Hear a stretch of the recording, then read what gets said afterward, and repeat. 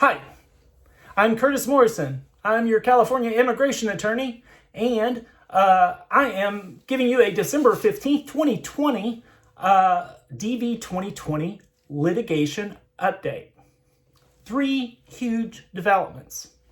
First, as you know, there were 3 proceedings. One at the district court level before Judge Mehta, one at the Circuit Court of Appeals, the Gomez appeal, and one at the Circuit Court of Appeals, the government's cross appeal. The government dropped their cross appeal. That is gone. So now there's just 2 proceedings. The one at the district court level before Judge Mehta and the Gomez plaintiff's appeal before the Circuit Court of Appeals. Okay, that's good news that the cross appeal is gone. Okay, let's go to the second development. The government has filed their answers yesterday to the 5 complaints. They file a responsive pleading. They can either file answers or they can file motions to dismiss. Really good news. They did not file motions to dismiss. They don't want to fight us anymore on that. So that's good. That means we were scared there would be a delay with fighting a motions to dismiss. We don't have to do that. The bad news is the responsive pleadings are not very helpful to getting us to final judgment because, like, we have a 1,200-page complaint in Kennedy, and their responsive pleading was like 13 pages. Their answer was 13 pages. How do you answer 1,200 pages of allegations with a 13-page answer? So basically, they didn't do their homework very well. If we fought that, there's a way to do that, a motion to strike, we would win. The problem is that's a distraction. And I almost think these answers are a trick, because if we spend the next 2 or 3 months fighting how inadequate these answers are, those are 2 or 3 months we could be instead getting to final judgment. Right now, procedurally, there's no way we can get to final judgment before February. So that's our goal. As quick as we could get there is February.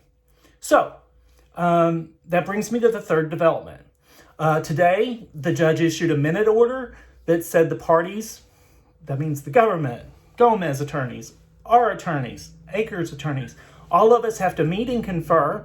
And by Friday, we have to submit a joint status report that proposes a schedule for briefing to get us to final judgment. I need to make clear that we are in a hurry to get there.